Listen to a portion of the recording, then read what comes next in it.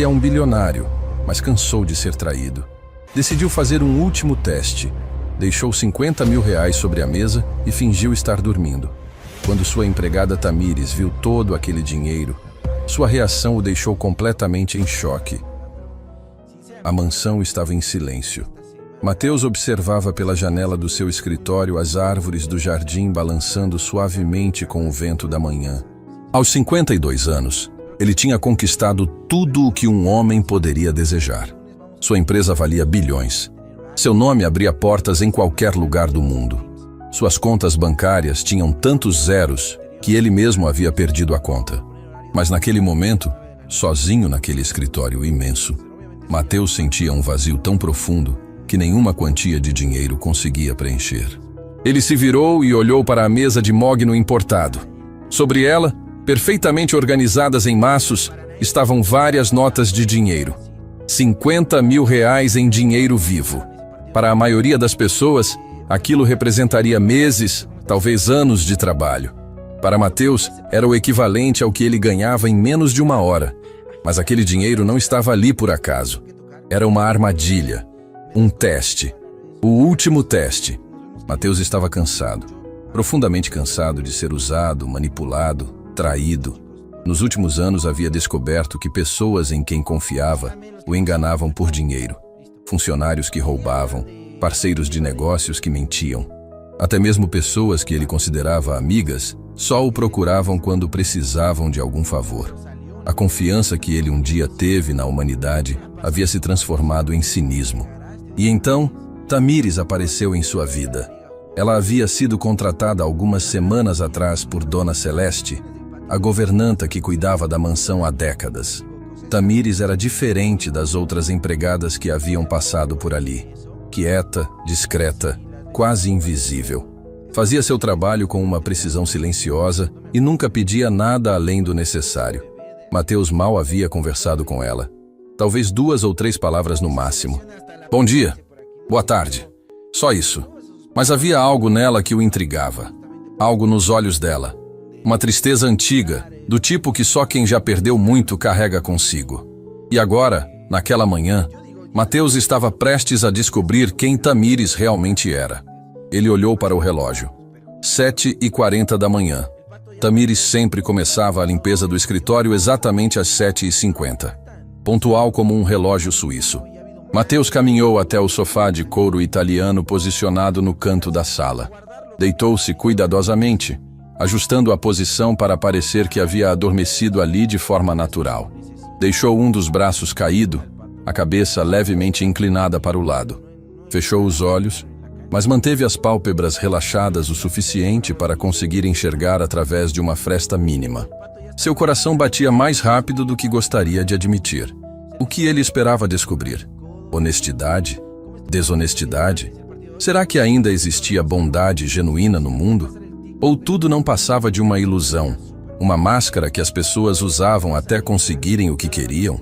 Os minutos se arrastaram como horas, e então ele ouviu passos suaves no corredor. A porta do escritório se abrindo devagar, com cuidado para não fazer barulho. Tamires entrou. Mateus conseguia vê-la através da fresta dos olhos. Ela usava seu uniforme simples, o cabelo preso em um coque baixo. Carregava os materiais de limpeza com a mesma discrição de sempre. Ela parou. Mateus percebeu o momento exato em que ela viu o dinheiro sobre a mesa. Tamires ficou completamente imóvel. Seus olhos se arregalaram levemente e ela olhou ao redor da sala, como se procurasse por alguma explicação. Seu olhar passou rapidamente por Mateus no sofá, verificando se ele estava realmente dormindo. O coração de Mateus batia tão forte que ele tinha certeza de que ela poderia ouvir. Tamires deu um passo em direção à mesa.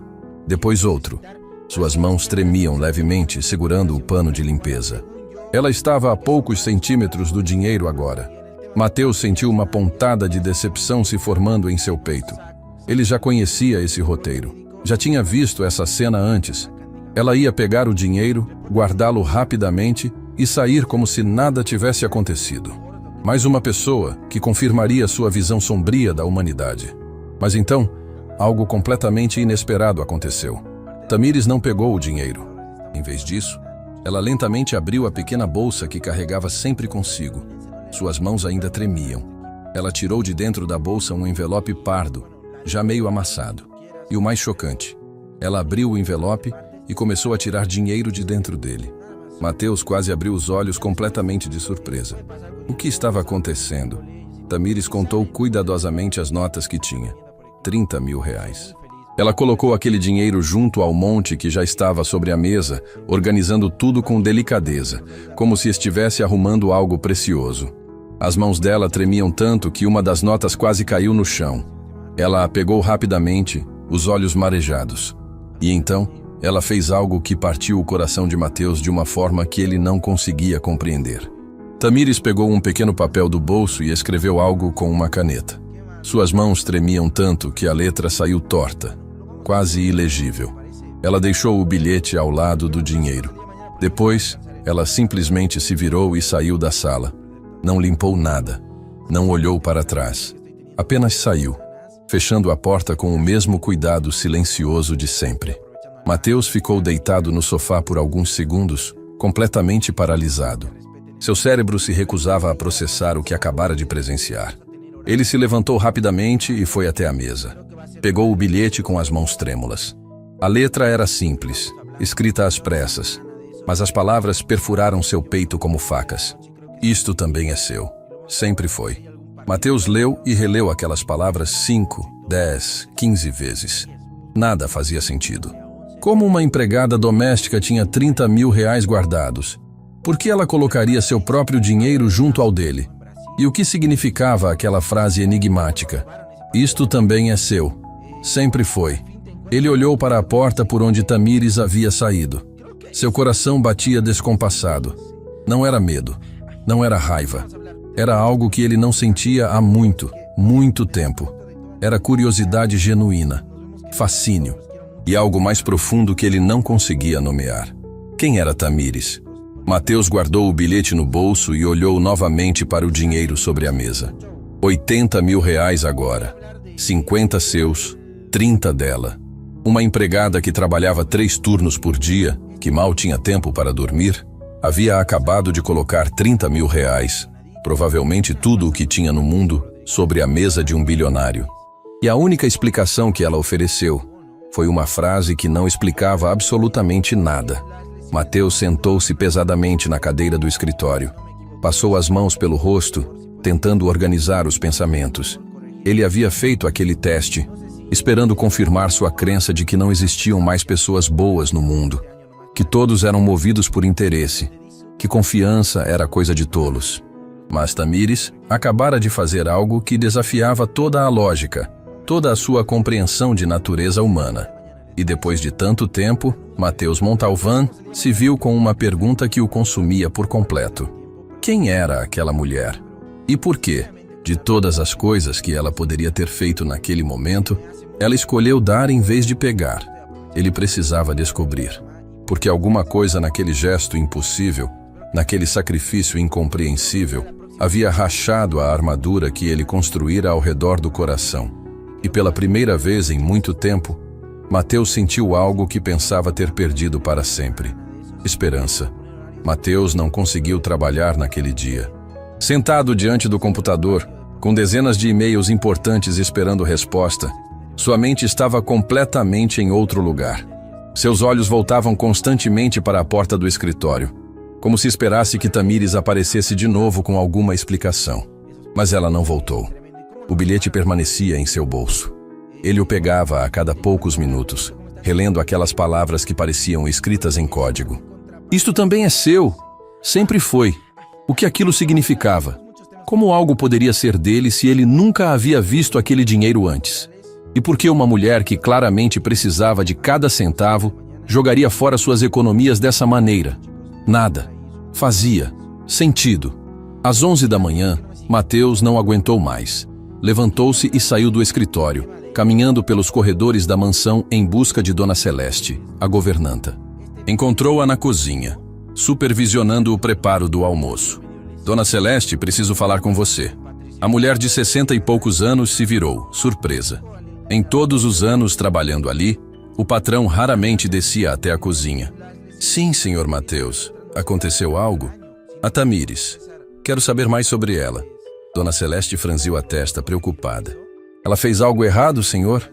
Porque posso garantir que a menina é trabalhadora. Nunca reclamou de nada, sempre... Não. Mateus interrompeu, percebendo o tom defensivo da governanta. Ela não fez nada errado. Pelo contrário, eu só... preciso saber mais sobre ela. Como ela veio parar aqui? O que você sabe sobre a vida dela? Dona Celeste relaxou um pouco, mas ainda parecia confusa com um interesse súbito. Bem, ela apareceu aqui há algumas semanas procurando emprego. Disse que precisava muito trabalhar, que aceitaria qualquer horário. Tinha boas referências, educação, falava bem. Achei estranho alguém com aquele perfil querer trabalhar como empregada doméstica, mas ela parecia desesperada. No bom sentido, entende? Não era desespero de quem faz qualquer coisa. Era desespero de quem tem uma missão. Uma missão? Mateus repetiu a palavra, intrigado. Não sei explicar direito, mas tinha algo na determinação dela. Como se ela estivesse ali por um propósito muito específico. Mateus sentiu um arrepio percorrer sua espinha. Você sabe onde ela mora? Para onde ela vai depois do trabalho? Dona Celeste hesitou. Senhor Mateus, com todo respeito, por que tantas perguntas? O senhor nunca se interessou pela vida dos funcionários antes. Ele suspirou, passando a mão pelos cabelos. Eu sei, Celeste.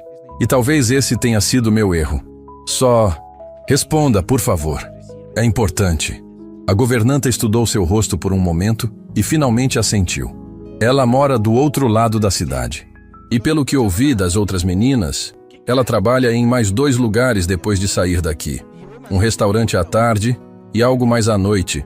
A menina mal dorme, senhor Mateus. 3 empregos. Tamires trabalhava em 3 lugares diferentes. E mesmo assim, tinha guardado 30 mil reais. Quanto tempo aquilo deve ter levado? Quantas horas de sono perdidas? Quantas refeições puladas? E ela simplesmente colocou tudo aquilo sobre sua mesa, como se devolvesse algo emprestado. Mateus voltou para o escritório com mais perguntas do que respostas. Sentou-se na cadeira e fazia anos que não pensava em negócios, em lucros, em estratégias. Pensou apenas naquela mulher enigmática que havia virado seu mundo de cabeça para baixo em questão de minutos. Os dias seguintes foram uma tortura silenciosa. Mateus observava Tamires de longe, tentando não ser óbvio.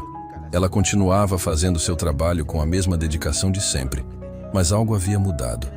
Ela parecia mais leve, como se tivesse tirado um peso enorme dos ombros. Ele notou coisas que nunca havia percebido antes.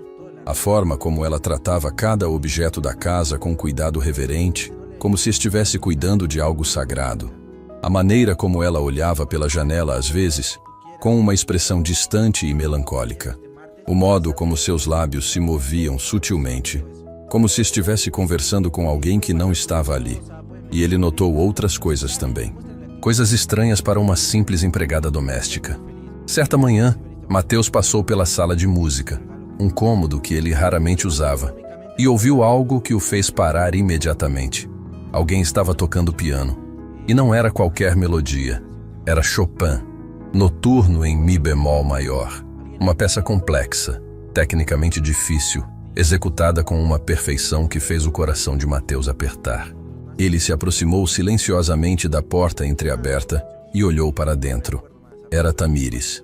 Ela estava sentada ao piano de cauda, seus dedos dançando sobre as teclas, com uma graça e precisão que deixavam claro. Aquela não era a primeira vez que ela tocava. Aquilo era músculo, memória, anos de prática. Seus olhos estavam fechados e lágrimas escorriam silenciosamente por seu rosto enquanto ela tocava. Mateus ficou paralisado, incapaz de se mover ou fazer qualquer som. Havia tanta emoção naquela música, tanta dor contida em cada nota, que ele sentiu seu próprio peito apertar. Quando a música terminou, Tamires permaneceu imóvel por alguns segundos, as mãos ainda sobre as teclas.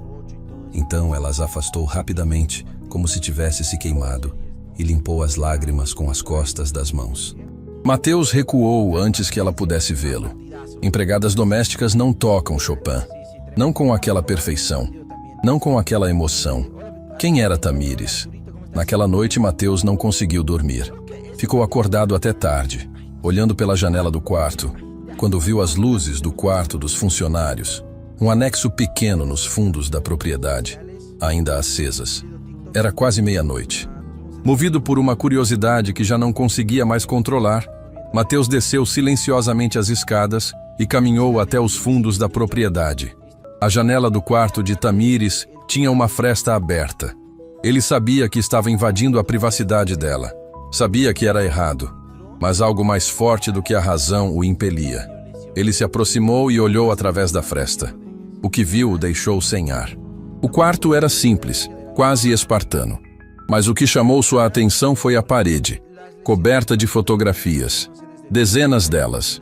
Mateus arregalou os olhos ao reconhecer os lugares nas fotos. A velha cidade onde ele havia crescido. A pequena escola que frequentara quando criança. O parque onde costumava jogar bola. E então, seu coração simplesmente parou.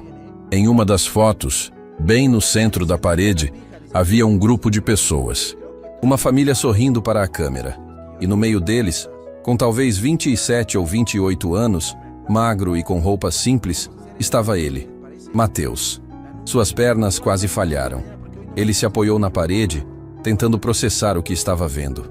Como Tamires tinha aquela foto? Por que ela tinha aquela foto? E então, como peças de um quebra-cabeça impossível começando a se encaixar, ele olhou para os rostos das outras pessoas na fotografia. Reconheceu o homem e a mulher ao lado dele. Seu sangue gelou. Não era possível. Aquela era a família Santoro. A família que o havia acolhido quando ele não tinha nada. Quando era apenas um jovem falido, sem rumo, sem esperança. Eles o haviam alimentado, dado um teto, acreditado nele quando ninguém mais acreditava. E então, quando ele pediu ajuda para começar seu negócio, eles não hesitaram. Pegaram todas as economias que tinham, todo o dinheiro que haviam guardado durante anos e investiram nele. Nós acreditamos em você, Mateus. O Sr. Santoro havia dito. Você vai longe, e quando chegar lá, saberemos que fizemos a coisa certa. Mateus havia prometido devolver cada centavo. Havia prometido cuidar deles quando tudo desse certo. Mas quando o negócio decolou, quando o dinheiro começou a entrar aos montes, quando ele se viu cercado de novas oportunidades, novos amigos, uma vida completamente diferente, ele simplesmente esqueceu. Esqueceu da promessa. Esqueceu da família.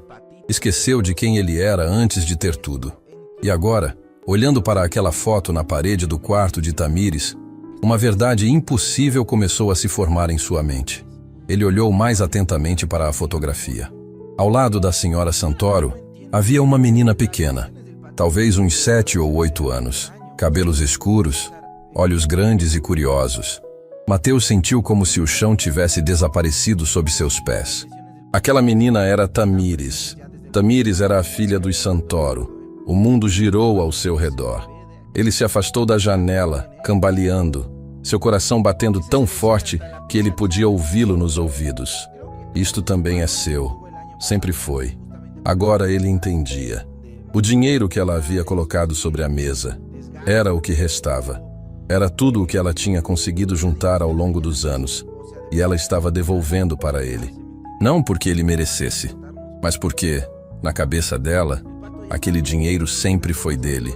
Mateus encostou-se na parede externa da casa, as pernas fracas, a respiração irregular. Ele tinha esquecido, simplesmente esquecido das pessoas que haviam sacrificado tudo por ele. E a filha deles estava ali, trabalhando como empregada em sua casa, devolvendo o pouco que tinha, como se estivesse quitando uma dívida que nunca foi dela. A vergonha que ele sentiu naquele momento era indescritível, e a pergunta que o consumia era ainda pior. O que aconteceu com a família Santoro depois que ele os esqueceu? Mateus não dormiu naquela noite. Ficou sentado na poltrona do seu quarto, as cortinas abertas, observando o céu escurecer e depois clarear novamente. Sua mente era um turbilhão de memórias que ele havia enterrado tão fundo que quase conseguira convencer a si mesmo de que nunca existiram. A família Santoro. Como ele pôde esquecer? Como simplesmente apagou aquelas pessoas da sua vida como se fossem um rascunho descartável? Ele se lembrava de tudo agora. do cheiro da comida da senhora Santoro enchendo a pequena casa, das risadas do senhor Santoro contando histórias enquanto consertava coisas quebradas, da menina pequena, Tamires, correndo pelos cômodos, sempre curiosa, sempre sorrindo. Eles o trataram como família quando ele não era nada, quando o mundo inteiro havia virado as costas para ele, e quando ele finalmente teve a chance de retribuir, quando o dinheiro começou a entrar, quando ele se tornou exatamente o que eles acreditaram que ele seria, ele simplesmente seguiu em frente, para coisas maiores, pessoas mais importantes, oportunidades melhores. Mateus fechou os olhos, a vergonha queimando em seu peito como ácido. Quando o sol nasceu, ele já havia tomado uma decisão. Precisava saber o que aconteceu com eles. Precisava entender por que Tamires estava ali, trabalhando 3 empregos, devolvendo dinheiro que nunca deveria ter sido dela para devolver. Precisava consertar isso, mesmo que levasse o resto da vida. Às 7 da manhã, Mateus desceu para o café. Tamires estava na cozinha, ajudando Dona Celeste com o preparo. Quando ela o viu, seus olhos se arregalaram levemente. Ele nunca descia tão cedo. Bom dia, senhor Mateus. Sua voz era suave, sempre tão educada. Mateus abriu a boca para responder, mas as palavras morreram em sua garganta. Como ele poderia olhar para ela sabendo o que sabia, sabendo o que havia feito? Bom dia. Foi tudo o que conseguiu dizer. Tamires voltou ao seu trabalho e Mateus percebeu algo que não havia notado antes. Ela se movia com cuidado excessivo, como se cada movimento doesse. Havia olheiras profundas sob seus olhos e suas mãos tremiam sutilmente ao segurar a xícara. Quantas horas de sono ela tinha por noite? 3? 4. Dona Celeste serviu o café e saiu discretamente. Mateus ficou sozinho na sala de jantar, mexendo o café sem realmente bebê-lo, quando ouviu um som abafado vindo da cozinha. Era Tamires. Ela estava chorando. Ele se levantou silenciosamente e caminhou até a porta da cozinha, parando antes de entrar. Não queria invadir aquele momento privado, mas também não conseguia se afastar. Tamires estava sentada em um banquinho no canto, o rosto escondido nas mãos, os ombros tremendo com soluços contidos, que ela claramente tentava abafar. O coração de Mateus se partiu. Ele deu um passo para trás, voltando para a sala de jantar, e esperou alguns minutos antes de voltar para o escritório. Não conseguia confrontá-la agora. Não assim. Não quando ela estava tão vulnerável. Mas ele precisava de respostas. Então fez algo que nunca havia feito antes. Pegou o telefone e ligou para Miguel, seu motorista e segurança pessoal. Miguel, preciso que você faça algo para mim. Discretamente. Sim, senhor. Quero que siga a Tamires quando ela sair daqui hoje. Descubra para onde ela vai, o que faz, com quem fala, mas sem ser visto. É importante que ela não saiba. Houve uma pausa do outro lado da linha. Posso perguntar por quê, senhor? Não, só faça. Sim, senhor. As horas seguintes se arrastaram como dias. Mateus tentou trabalhar, mas era inútil. Sua mente estava completamente consumida por Tamires, pelo Santoro, pelo peso esmagador da culpa que agora carregava. Às 6 da tarde, seu telefone tocou. Senhor Mateus, é o Miguel? E então? Senhor, acho melhor o senhor ver isso com os próprios olhos.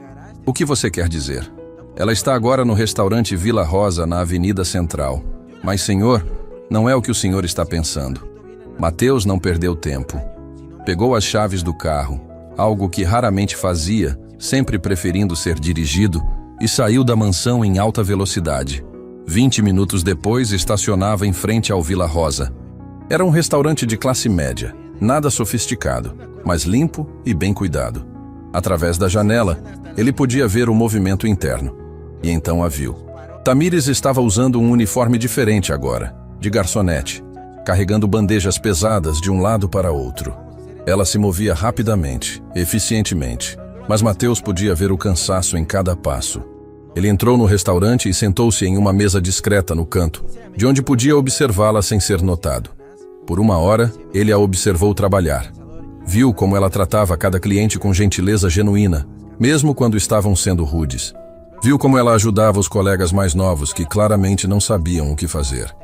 Viu como, em um momento de pausa, ela se apoiou na parede por alguns segundos, fechando os olhos, claramente exausta. E então viu algo que o chocou profundamente. Um homem idoso entrou no restaurante. Suas roupas eram velhas e rasgadas. Ele claramente vivia nas ruas. O gerente imediatamente se aproximou para expulsá-lo, mas Tamires se adiantou. "Eu cuido disso", ela disse, tocando o braço do gerente. Mateus não conseguia ouvir a conversa, mas viu Tamires levar o homem para uma mesa, sentar-se com ele por alguns minutos, conversando calmamente. Depois, ela foi até a cozinha e voltou com um prato cheio de comida.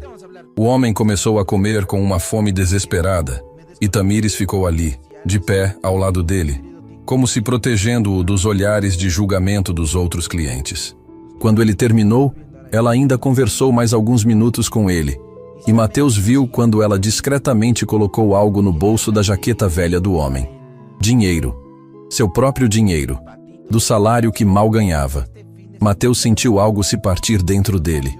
Quando o homem saiu, agradecendo repetidamente, Tamires voltou ao trabalho como se nada tivesse acontecido. Como se aquilo fosse a coisa mais natural do mundo. Às 9 da noite, o turno dela terminou. Mateus a seguiu discretamente quando ela saiu do restaurante. Mas em vez de ir para casa, ela caminhou por 3 quarteirões até chegar a um prédio antigo, com uma placa discreta na frente. Centro de Acolhida Recomeço. Tamires entrou. Mateus esperou alguns minutos antes de se aproximar. Através das janelas, ele podia ver o interior. Era um abrigo. Havia pessoas de todas as idades, alguns claramente sem teto, outros parecendo famílias que haviam passado por tempos difíceis. E no meio de todos eles, estava Tamires. Ela não estava mais cansada. Era como se, ao entrar naquele lugar, ela tivesse encontrado uma energia que não tinha antes. Ela abraçava as pessoas, conversava com cada uma, distribuía cobertores, ajudava a servir o jantar. Uma senhora idosa se aproximou dela, e Mateus viu quando Tamires a abraçou com tanto carinho que parecia estar abraçando a própria mãe. A senhora disse algo, e Tamires sorriu. O primeiro sorriso genuíno que Mateus vira em seu rosto. Ele ficou ali, observando através da janela, por quase 1 hora. Viu Tamires ajudar uma jovem mãe com um bebê. Viu ela sentar-se no chão com um grupo de crianças, contando histórias. Viu ela consolando um homem que chorava, simplesmente segurando sua mão. E então viu algo que o destruiu completamente. Tamires foi até um pequeno quadro na parede. Estava cheio de fotos. Mateus não conseguia ver direito de onde estava, então se aproximou mais, arriscando ser visto. O quadro tinha um título: Anjos que nos ajudaram. E entre todas aquelas fotos, bem no centro, estava uma fotografia desgastada pelo tempo. Era o senhor e a senhora Santoro. Embaixo da foto, uma placa. Em memória de Carlos e Marina Santoro, que doaram tudo o que tinham para criar este lugar. Perdemos suas presenças, mas seu amor permanece em cada vida que tocamos. Mateus sentiu suas pernas fraquejarem. Ele se apoiou na parede do prédio, a respiração curta. Eles haviam perdido tudo. E em vez de guardar rancor, em vez de desistir, eles usaram o que restou para criar aquele abrigo. E agora Tamires continuava o trabalho deles. Trabalhando 3 empregos, se matando de cansaço, doando cada centavo, cuidando das mesmas pessoas que seus pais cuidaram. E ele estava em sua mansão, cercado de luxo que nem sabia mais apreciar, tendo esquecido completamente das pessoas que tornaram tudo aquilo possível. Mateus encostou a testa na parede fria do prédio e pela primeira vez em mais de 20 anos, chorou. Não foram lágrimas silenciosas. Foram soluços profundos, dolorosos, de um homem que finalmente entendia o tamanho da sua traição. Não apenas contra o Santoro, mas contra si mesmo. Ele havia se tornado tudo o que desprezava, tudo o que prometeu nunca ser. Quando conseguiu se recompor, Mateus olhou mais uma vez através da janela. Tamires estava agora sentada em um canto, conversando com uma menina pequena que segurava um urso de pelúcia velho. A expressão no rosto de Tamires era de pura compaixão, puro amor. Ela não estava ali por obrigação. Não estava ali por reconhecimento. Estava ali porque, de alguma forma, mesmo depois de perder tudo, mesmo sendo esquecida pela única pessoa que sua família ajudou, Ela ainda acreditava em bondade. Mateus virou-se e caminhou de volta para o carro, mas parou no meio do caminho. Não, ele não podia simplesmente ir embora. Não desta vez. Não de novo. Ele respirou fundo, secou as últimas lágrimas e caminhou até a porta do centro de acolhida. Era hora de parar de observar de longe. Era hora de enfrentar o que ele havia feito e, de alguma forma, encontrar uma maneira de se tornar digno do perdão que não merecia. Mateus abriu a porta e entrou. Todas as conversas pararam. Todos os olhos se voltaram para ele. Um homem claramente rico, completamente fora de lugar naquele ambiente. E então, do outro lado da sala, Tamires o viu. Seus olhos se arregalaram, não com raiva, não com medo, mas com algo que partiu o coração de Mateus ainda mais. Esperança. O silêncio no abrigo era ensurdecedor. Mateus ficou parado na entrada, sentindo o peso de dezenas de olhares sobre ele. Seu terno caro, seu relógio que valia mais do que a maioria daquelas pessoas ganharia em anos, tudo nele gritava que ele não pertencia àquele lugar. Mas os olhos que mais importavam eram os de Tamires. Ela largou a xícara que segurava, quase a deixou cair, e deu um passo em sua direção. Depois parou como se não soubesse o que fazer. Senhor Mateus, sua voz era um sussurro confuso. O que o senhor está fazendo aqui? Ele abriu a boca, mas nenhuma palavra saiu. Como ele poderia explicar? Por onde começar? Uma mulher mais velha, que parecia ser a coordenadora do abrigo, se aproximou com um sorriso profissional. Boa noite. Posso ajudá-lo em algo? Mateus finalmente encontrou sua voz. Eu vim falar com a Tamires, se ela permitir. A mulher olhou de Mateus para Tamires, claramente confusa com a situação. Tamires assentiu lentamente. Está tudo bem, dona Vera. Eu conheço ele. Tamires caminhou até Mateus, e ele pôde ver a exaustão profunda em seus olhos de perto. Olheiras escuras, ombros levemente caídos, mãos que tremiam sutilmente. Vamos lá fora, ela disse baixinho. Eles saíram para a pequena área externa do abrigo. Um jardim simples com alguns bancos de madeira. A noite estava fria e Tamires cruzou os braços, mais por nervosismo do que por frio. Mateus não sabia por onde começar. Havia tanto a dizer, tanto a confessar. Eu vi, ele disse finalmente. Vi a foto dos seus pais no quadro. A placa. Tamires fechou os olhos por um momento, respirando fundo. Então o senhor sabe. Nem sei. E Tamires, eu preciso que você entenda. Sua voz falhou. Eu não tenho desculpa, não tenho justificativa. O que eu fiz foi humano. Ela o interrompeu, abrindo os olhos. O que o senhor fez foi humano.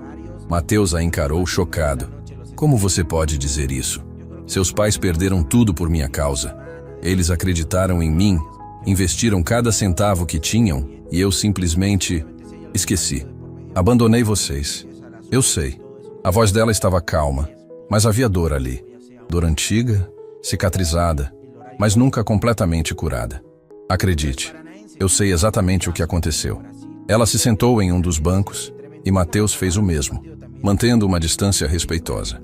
Quando o senhor ficou rico, Tamires começou, olhando para as próprias mãos. Meus pais ficaram felizes, genuinamente felizes. Eles comemoraram como se tivessem ganho na loteria. Viu? Meu pai dizia para minha mãe. Eu sabia que ele conseguiria. Sabia que não estávamos errados. Mateus sentiu um nó se formar em sua garganta. Eles esperaram. Tamires continuou. Não pelo dinheiro de volta. Eles nunca ligaram para isso. Esperaram por uma visita, uma ligação, um simples obrigado. Qualquer sinal de que o senhor ainda se lembrava deles. Tamires! Mas os meses passaram. Depois os anos. E nada. Sua voz estava começando a tremer. Meu pai costumava verificar o jornal toda semana, procurando notícias sobre o senhor. Olha, Marina, ele dizia. Nosso menino está indo bem. Ele chamava o senhor de nosso menino. Mateus fechou os olhos, a dor no peito quase insuportável.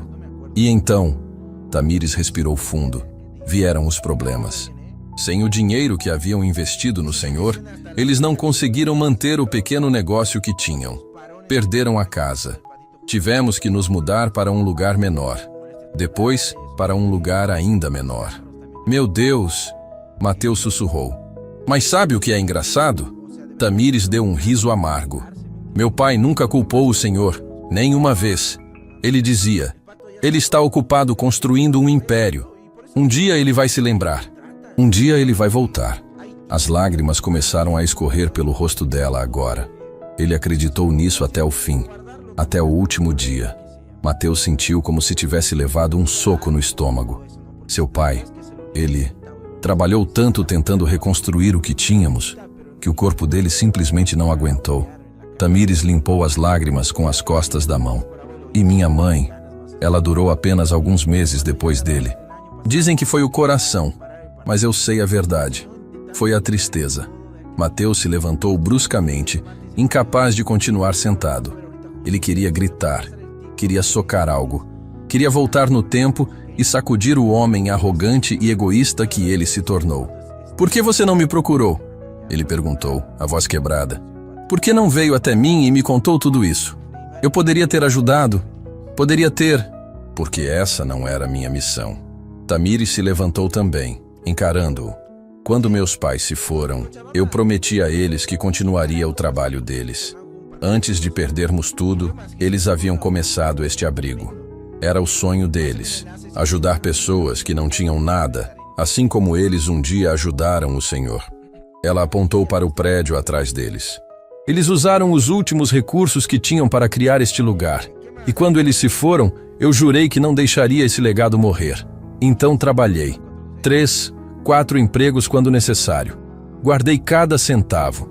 Não para mim, para manter vivo o sonho deles. Mas o dinheiro que você colocou na minha mesa... Mateus começou. Era o último que eu tinha guardado. Tamires admitiu. E eu precisava devolver. Não por obrigação legal. Aquilo foi um presente, um investimento que meus pais fizeram de coração. Mas eu precisava devolver por mim. Porque enquanto aquele dinheiro estivesse comigo, eu sentia que estava presa ao passado. Presa à mágoa. E eu não queria viver assim. Mateus a encarou, completamente perdido. Você não sente raiva de mim? Ódio? Eu destruí sua família? Não. Tamires balançou a cabeça. E pela primeira vez, ele viu um pequeno sorriso triste em seus lábios. Meus pais me ensinaram que guardar rancor é como beber veneno e esperar que a outra pessoa morra. Eles me ensinaram perdão. E mais importante, me ensinaram que as pessoas às vezes se perdem no caminho. Mas isso não significa que elas não possam ser encontradas de novo. Eu não mereço seu perdão. Provavelmente não. Ela concordou. E a honestidade brutal daquelas palavras doeu mais do que qualquer acusação. Mas perdão não é sobre merecer.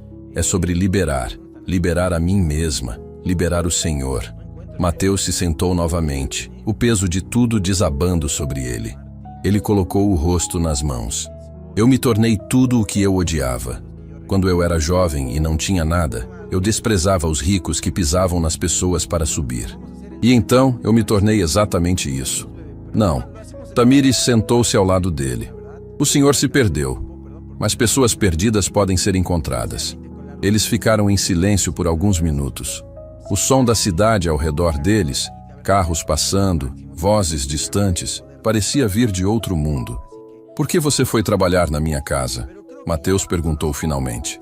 Se você já tinha me perdoado, por que se colocar nessa posição? Tamires hesitou antes de responder.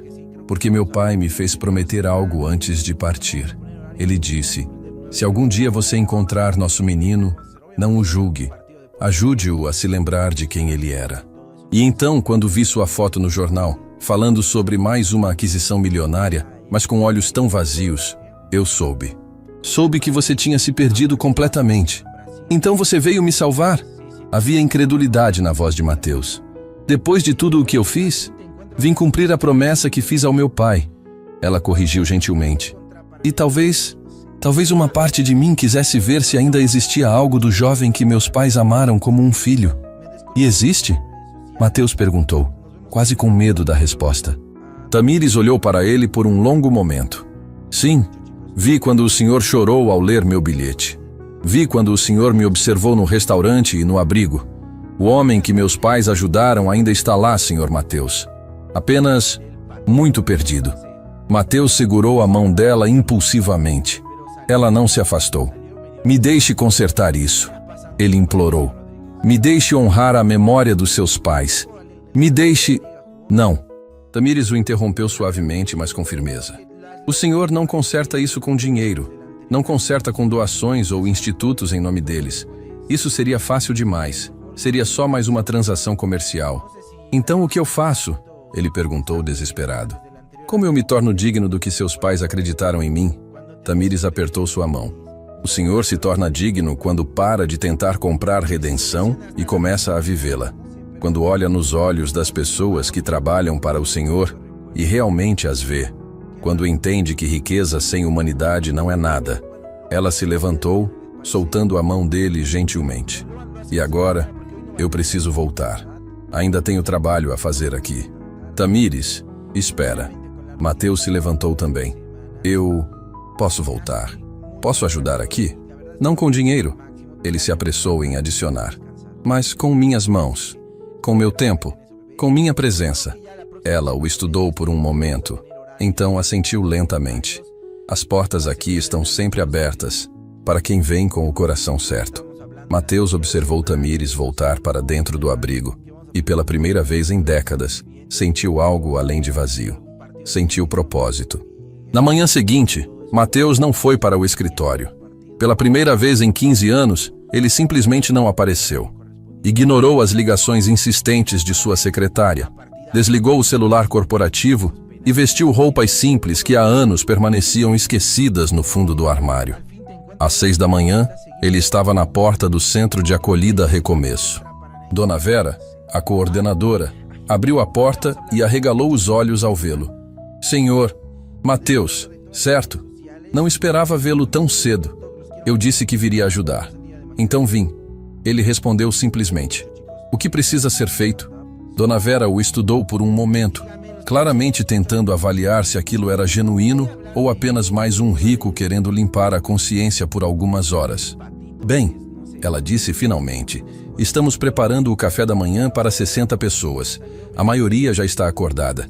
Se quiser começar ajudando na cozinha, perfeito. A cozinha era pequena e movimentada. 3 voluntários trabalhavam freneticamente preparando café, pão, frutas.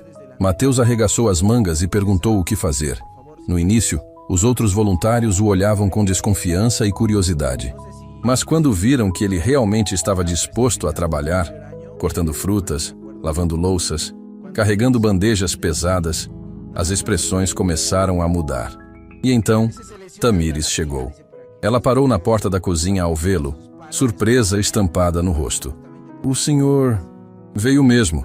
Eu disse que viria. Mateus respondeu, segurando uma bandeja cheia de xícaras. Para onde isso vai? Tamires piscou algumas vezes, ainda processando, então apontou para o refeitório. Ali. Mas cuidado, está quente. Eles trabalharam lado a lado durante toda a manhã. Mateus percebeu como Tamires conhecia cada pessoa pelo nome. Como ela sabia exatamente quem preferia o café mais forte, quem precisava de porções maiores, quem estava passando por um momento particularmente difícil. Um homem de meia idade, com cicatrizes visíveis no rosto, se aproximou dela. Tamires, consegui. Consegui o emprego. O rosto dela se iluminou. Sérgio, eu sabia que você conseguiria. Ela o abraçou forte. E Mateus viu lágrimas de alegria nos olhos do homem. Foi por causa do curso que você pagou para mim, das roupas para a entrevista, da confiança que você teve. Foi por causa de você. Tamires o corrigiu gentilmente. Você que não desistiu. Você que acordou todos os dias e escolheu tentar de novo.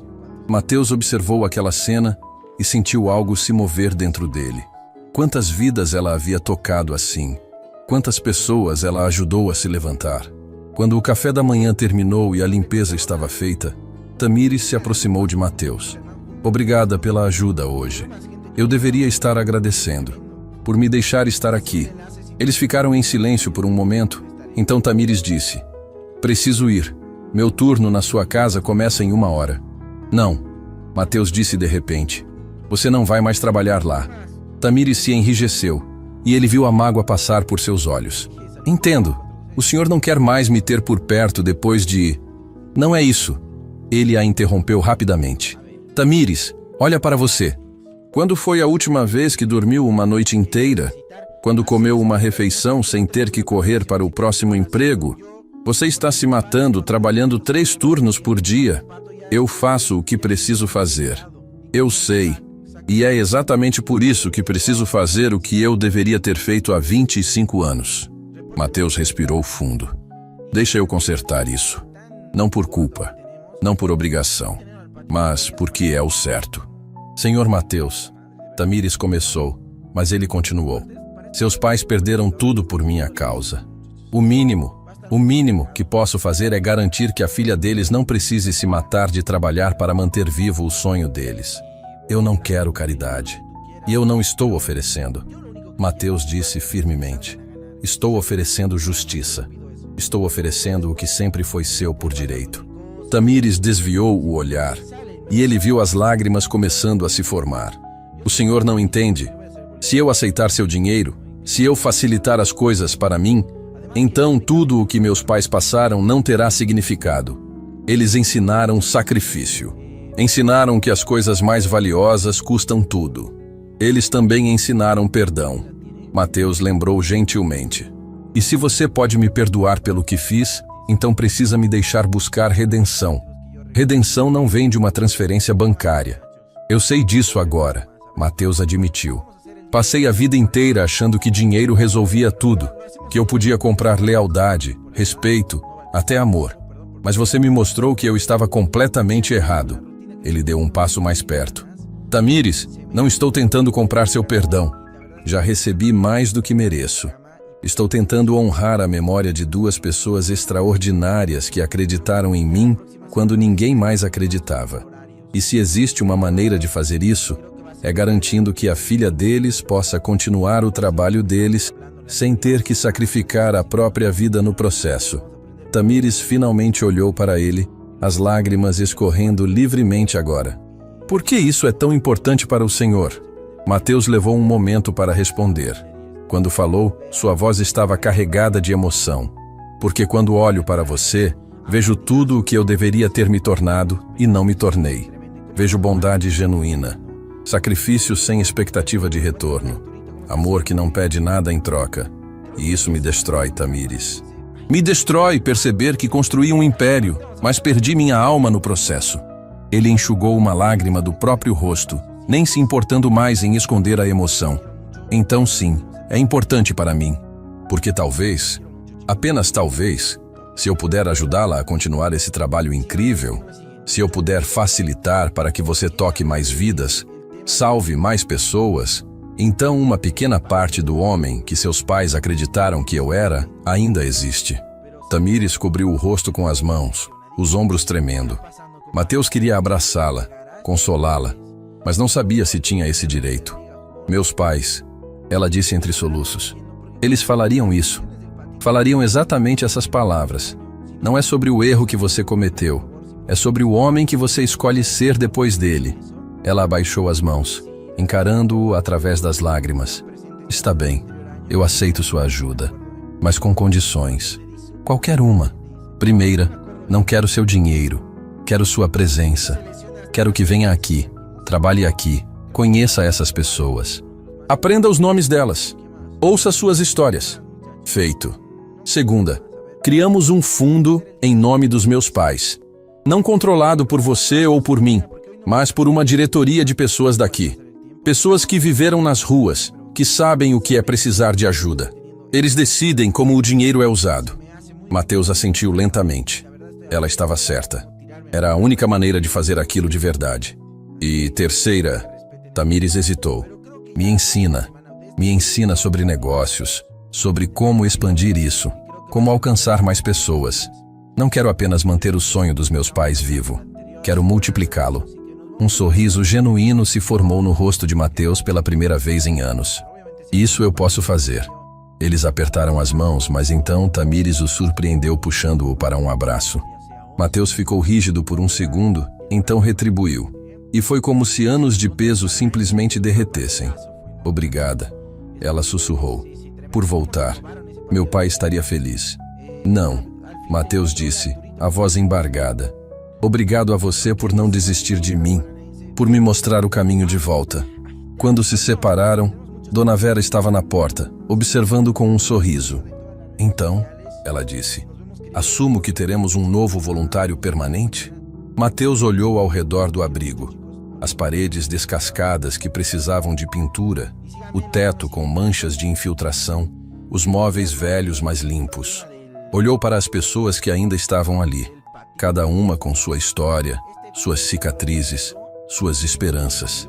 E pela primeira vez em décadas, ele não viu números, não viu oportunidades de negócio, não viu estatísticas, viu humanidade, viu propósito, viu redenção. Sim, ele respondeu, e a certeza em sua voz o surpreendeu. Teremos. Tamires sorriu, um sorriso real, genuíno, que iluminou todo o seu rosto. E Mateus percebeu algo que o assustou, e ao mesmo tempo o encheu de esperança.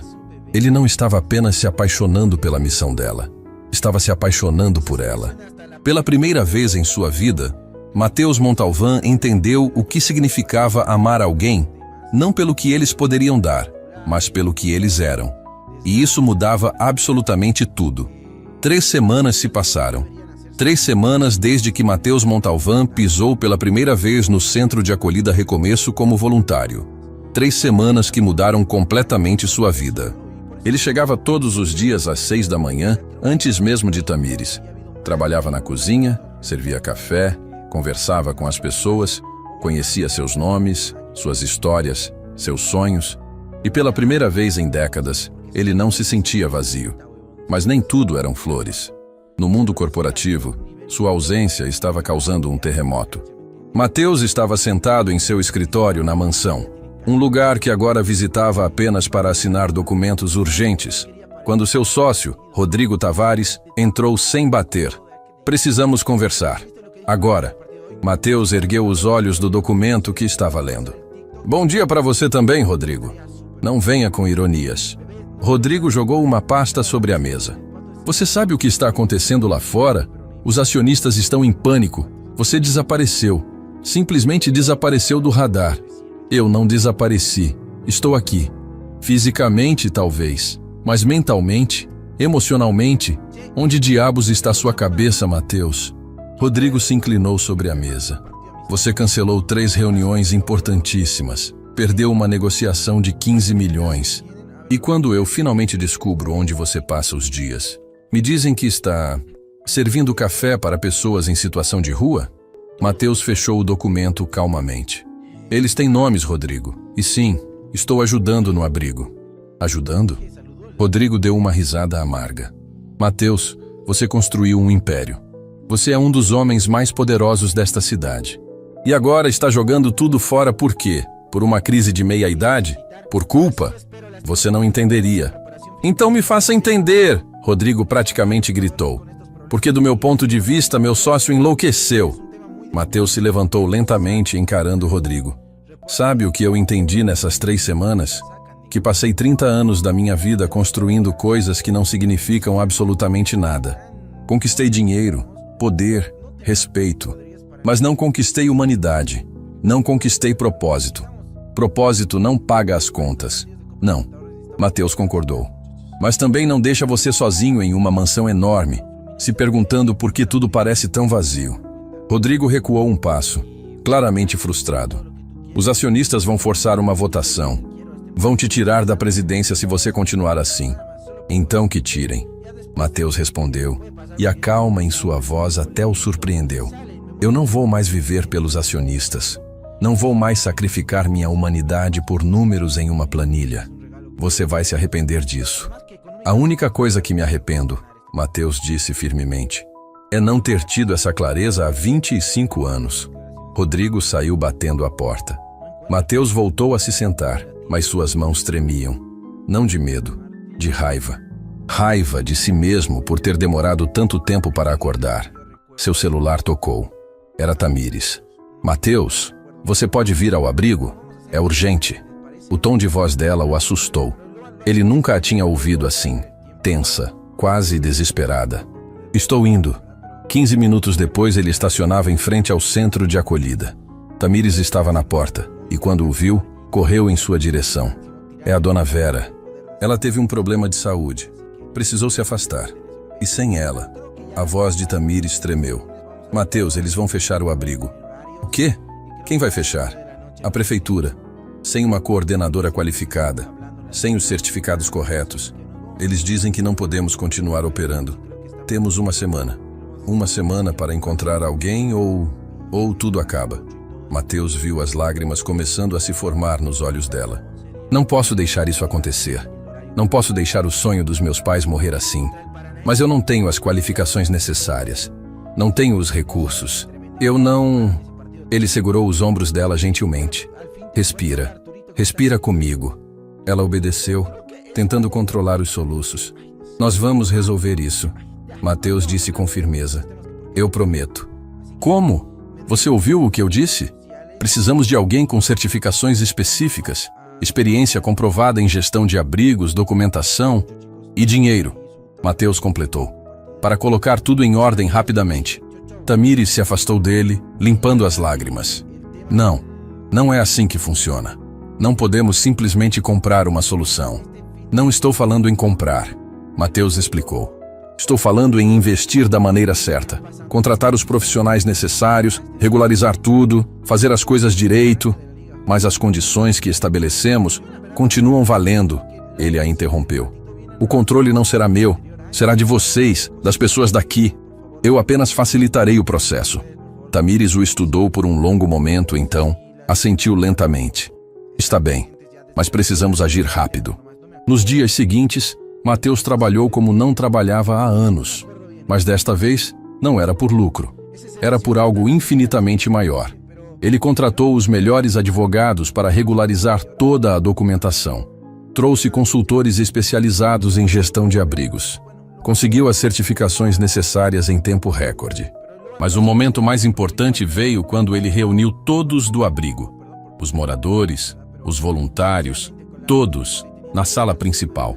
Vocês sabem por que eu estou aqui? Mateus começou, sua voz ecoando no silêncio atento. Não sabem a história completa e acho que merecem saber.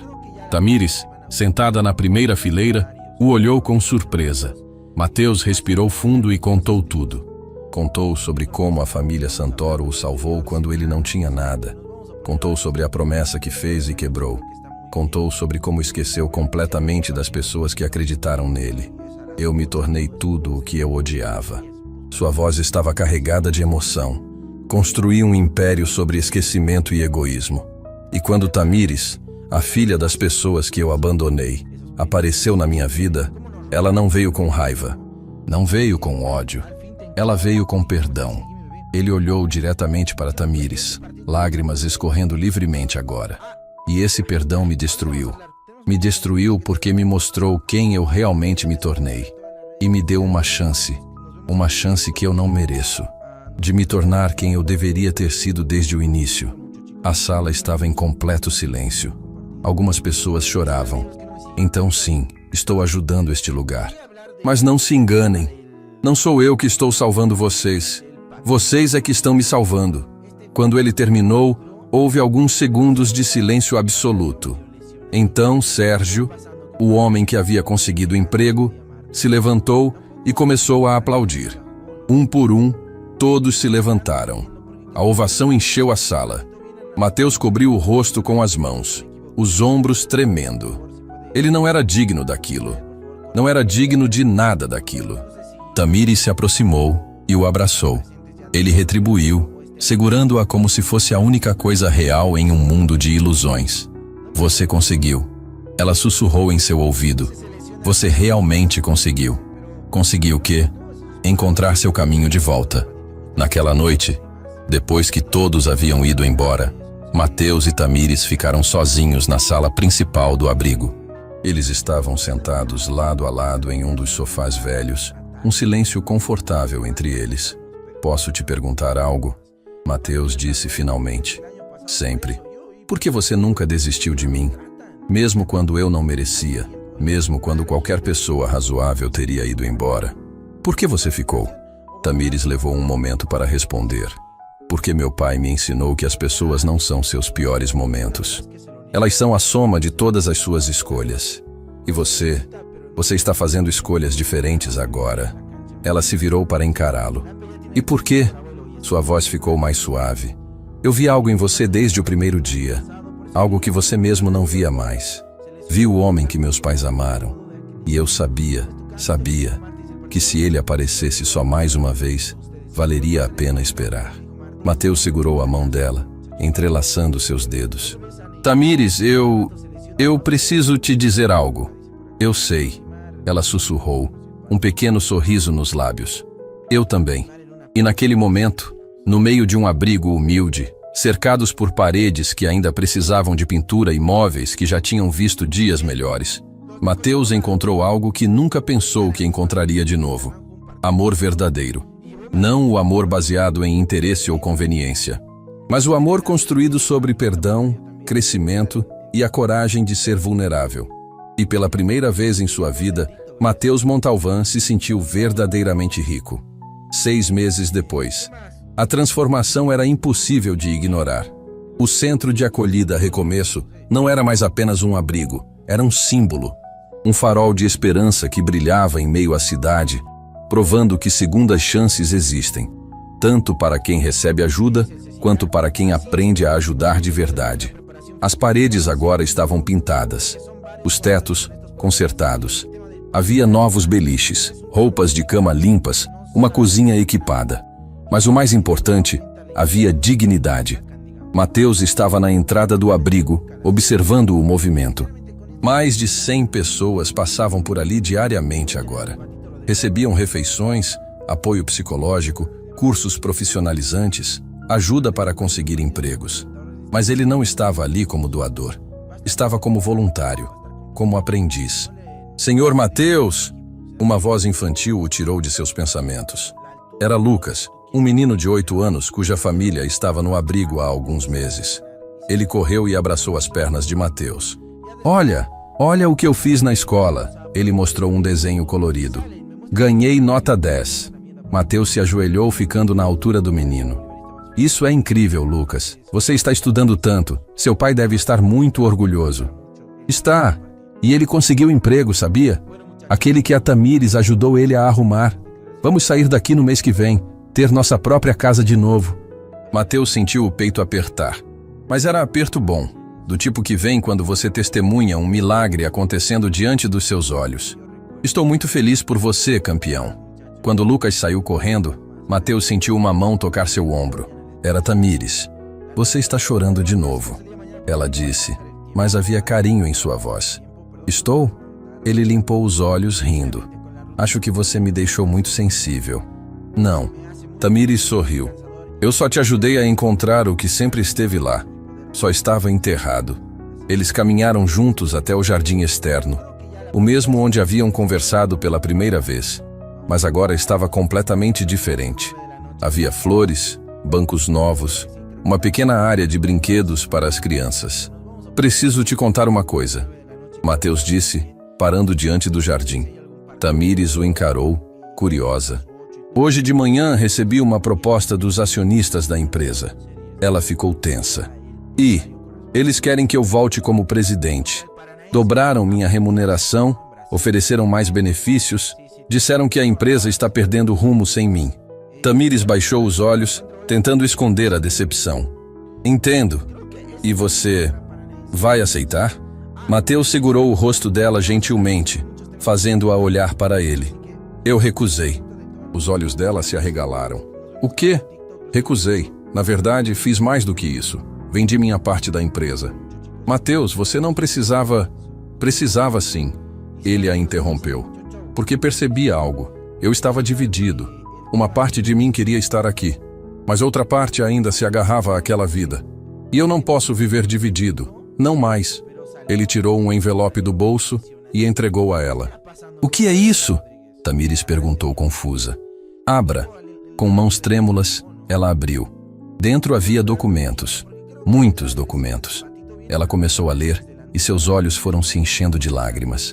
Mateus, isso é o registro oficial da Fundação Carlos e Marina Santoro. Ele explicou, a voz embargada. Eu transferi 80% do que ganhei com a venda da empresa para a fundação. Não estará no meu nome. Não estará no seu. Estará no nome dos seus pais. Tamires cobriu a boca, as lágrimas caindo livremente. A fundação será gerida por um conselho, formado por pessoas que passaram por este abrigo. Pessoas que sabem o que é precisar de ajuda. Eles vão decidir tudo. Onde investir, quem ajudar, como expandir. Mas... e você? Ela conseguiu perguntar entre os soluços. Eu? Mateus sorriu. Eu vou fazer o que deveria ter feito há 25 anos. Vou trabalhar, de verdade. Vou estar aqui, todos os dias, aprendendo com vocês como se reconstrói uma vida com dignidade. Tamires se jogou em seus braços, chorando contra seu peito. Ele a segurou firme, sentindo as próprias lágrimas escorrerem. Tem mais uma coisa, ele disse depois de alguns minutos. Ela se afastou, limpando as lágrimas. Mas, Mateus, você já fez tanto. Isso não é sobre o que eu fiz. Ele a interrompeu, ajoelhando-se diante dela. O coração de Tamires parou. Tamires, você me mostrou que é possível se perder completamente e ainda assim encontrar o caminho de volta. Você me mostrou perdão quando eu não merecia. Me mostrou propósito quando eu estava vazio. Me mostrou amor quando eu achei que nunca mais seria capaz de sentir isso. Ele tirou uma pequena caixa do bolso. Mas não era uma caixa cara de joalheria sofisticada. Era uma caixa simples, de madeira. Essa caixa foi feita pelo seu pai, Mateus explicou, sua voz tremendo. Eu a encontrei entre os pertences dele que você guardou. Dentro havia isto. Ele abriu a caixa. Dentro, um anel singelo, delicado. Era da sua mãe. Seu pai guardou como lembrança. E eu sei que não sou digno de carregar o legado deles.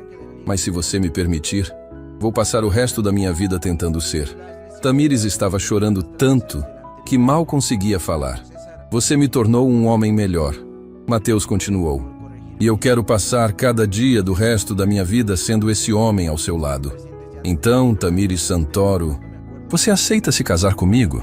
Ela caiu de joelhos diante dele, segurando o rosto dele entre as mãos. Sim, 1000 vezes sim. Eles se beijaram ali, no jardim onde tudo havia começado, cercados por flores que antes não existiam, em um lugar que era a prova viva de que a transformação é possível. Quando se separaram, ouviram aplausos. Olharam ao redor e viram que todos do abrigo estavam assistindo das janelas, das portas, do portão. Dona Vera, que havia se recuperado e voltado como consultora, estava chorando. Sérgio assobiava e aplaudia. Lucas pulava animado. Mateus e Tamires riram, envergonhados, mas também profundamente felizes. Naquela noite, houve uma festa improvisada no abrigo. Nada sofisticado. Apenas comida simples, música de um violão velho e pessoas que finalmente entendiam o que significava pertencer a algo maior. Quando tudo terminou e estavam sozinhos, Mateus e Tamires se sentaram no mesmo sofá velho onde haviam conversado pela primeira vez. Eu nunca vou esquecer, Mateus disse, olhando ao redor. O dia em que fingi estar dormindo para testar você. E você fez algo que mudou minha vida para sempre. Eu também não esqueço. Tamires segurou a mão dele. O dia em que vi um homem perdido e decidi acreditar que ele podia ser encontrado. Seus pais estariam orgulhosos de você. Não. Ela balançou a cabeça, sorrindo através das lágrimas. Eles estariam orgulhosos de nós. Porque isso é o que eles sempre acreditaram. Que o amor pode transformar qualquer coisa. Qualquer um. Mateus a puxou para mais perto. E eles ficaram ali, em silêncio, observando pela janela as luzes da cidade. Ele havia perdido muito no caminho. Tempo, oportunidades, a versão melhor de si mesmo por muitos anos. Mas encontrou algo infinitamente mais valioso. Encontrou humanidade. Encontrou propósito. Encontrou perdão. E encontrou amor. O tipo de amor que não exige perfeição, mas que te desafia a ser melhor a cada dia. A vida de Mateus Montalván poderia ser resumida em 2 fases. O homem que tinha tudo e não era nada. E o homem que abriu mão de tudo para finalmente se tornar alguém. E enquanto segurava Tamires em seus braços, ele sabia com absoluta certeza. A segunda versão era infinitamente mais rica que a primeira. Porque a verdadeira fortuna nunca esteve no que ele acumulou, Estava no que ele aprendeu a dar. E na mulher extraordinária que lhe ensinou que nunca é tarde demais para voltar a ser quem você sempre deveria ter sido. No le ha podido ganar este equipo, ¿se dan cuenta? Y bueno, la altura y todo lo que tú quieras, pero yo lo único que quiero este martes es que salgan a ganar y se saquen la mierda. Nada más, solo pido eso, ¿no? Ya después puede pasar cualquier cosa, pueden meter gol ellos y todo, pero si salen, me muestran la actitud que se quieren sacar la mierda por el club, yo soy muy feliz, boludo. Yo voy a ser el bolivarista más feliz del mundo, ¿no? Y creo que es un regalo que nos merecemos. Además que económicamente nos va a ayudar mucho el ganar este partido, ¿no? Bueno, muchachos, puta madre, ¿dónde están las declaraciones de Martins? No encuentro, che. ¿Alguien la tiene? Martins hoy. Ahí está. Uno de los más emotivos que yo recuerdo. ¿Qué más? ¿Qué más, muchachos? No me acuerdo más, a ver, pero bueno, lo vamos a hacer el día de mañana, ¿les parece? Lanús, bebé, pero lo hacemos el día de mañana porque hoy no va a alcanzar el tiempo, la verdad. No va a alcanzar el tiempo, perdón por perder tan tarde, la verdad, pero sinceramente con la rutina que estoy teniendo estas semanas se me hace muy cansador y la verdad estoy aprovechando al máximo tirarme a mi cama y poder descansar, sinceramente. Así que espero que respeten eso, bebés. Pero creo que ya la próxima semana, desde este lunes, vamos a tener horarios. Y creo que va a ser 9 de la noche. Сейчас зайдем, посмотрим, как у них трансляция началась.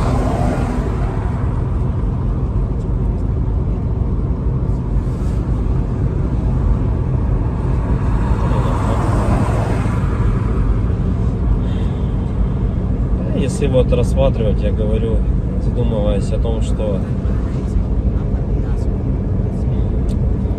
прожитые типа 30 лет, так смотришь на многих людей, которые сейчас, соответственно, живут, которым в районе 30, которые уже потеряли вообще вкус к жизни, да, радость какую-то от жизни. Таких, причем, кстати, становится все больше и больше. Мне кажется, этот средний возраст, когда говорили, что начинается вот этот кризис среднего возраста, он тоже сместился, как и говорят, что сейчас люди, в принципе, быстрее взрослеют, быстрее осмысливают все, да, почему-то это всегда все в плохом больше ключе на самом деле, да, вот что сейчас дети, например, быстрее взрослеют, вот, и мне кажется, кризис вот этот среднего возраста, он, наверное, тоже сместился. И вот я думаю, что он сместился где-то в районе 30 лет. Опять-таки, это тоже не со всеми, наверное, связано. Не у всех людей так, все люди разные. И когда приходишь к той мысли о том, что помимо того, что люди сами по себе стали такие вот, наверное, депрессивные, да, времена такие сложные, да, вот это вот еще извне много каких вещей случается, на данный момент, которые людям усугубляют эту ситуацию на самом деле, вот этой депрессии, вот этих кризисов, да, каких-то переходных моментов в жизни. И непонятно, если конец этому всему, да, наступает у людей потом белая полоса в жизни, и они не могут выбраться из нее. Примеров достаточно на самом деле много. Например, вот сосед у меня есть такой хороший парень был. И есть, он хороший человек сам по себе. Но вот у него сейчас очень сложные времена такие, как бы дизмораль на него напала. О том, что он не реализовался в своей жизни к 30 годам, что жизнь у него кончена. И не может он выбраться из этой ситуации, да, как говорят, если мы говорим, что это мужики такие, да, типа слабые, да, какие-то, безморальные, как бы такие вот, что в основном это случается, наверное, зачастую, может быть, это у мужиков случается в этом возрасте. Такой кризис, наверное, да? каких-то неудач в своей жизни, не пришедших ни к чему достойному и хорошему. Но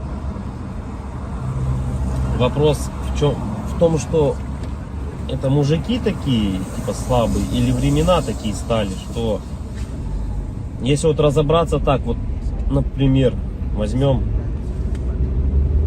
даже с древних времен, когда человеку нужно было добывать пищу самому, да, там убивать мамонтов, мужику стоило там сходить на охоту. Да, на охоту он сходил, кого-то там добыл добычу, принес домой, да, что-то где-то там поделал дома, и все как бы. Ну и это, возможно, как работа тоже на ежедневной основе, да, была. И как бы мужик в то время считался, но еще воином были, они воинами были, не воевали, да. В любом случае это все такая в основном физическая была работа, типа стратегии именно добычи пищи какой-то себе. Ну, тут вот требовалось, возможно, какое-то знание, да, тут я не спорю.